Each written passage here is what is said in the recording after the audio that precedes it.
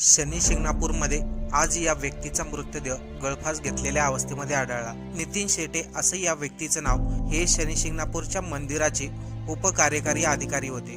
अहिल्यानगरमधील शनी शिंगणापूर देवस्थान ट्रस्ट मधील 500 कोटी रुपयाचा भ्रष्टाचार झालाय। 5 बनावट ऍप्लिकेशनद्वारे भाविकांची फसवणूक करण्यात आली। त्या ऍप्लिकेशन वरती भाविकांना सांगण्यात यायचं ऑनलाईन पद्धतीने तुमच्या नावाने शनी शिंगणापूर येथे पूजा केली जाईल आणि त्या बदल्यात 1500 ते 1200 प्रत्येक व्यक्तीकडून घेतले जायचे। तसेच शनी शिंगणापूर मध्ये अनेक मुस्लिम कामगारांना कामावरती घेतलं होतं आणि नंतर त्यांना काढून टाकलं असंही सांगण्यात आलं। शनी शिंगणापूर मंदिराचा ऍप्लिकेशनद्वारे जो काही घोटाळा झाला त्याचा मुद्दा विधानसभेत देखील मांडला गेला होता। या सर्व प्रकरणाची चौकशी चालू होती। सोमवारी सकाळी 18 जुलैला मंदिराचे उपकार्यकारी अधिकारी असलेले नितीन शेटे यांचा मृतदेह गळफास घेतलेल्या अवस्थेत आढळला। नितीन शेटे यांनी एवढं टोकाचं पाऊल का उचललं, सर्व घटनेचा पोलीस बारकाईने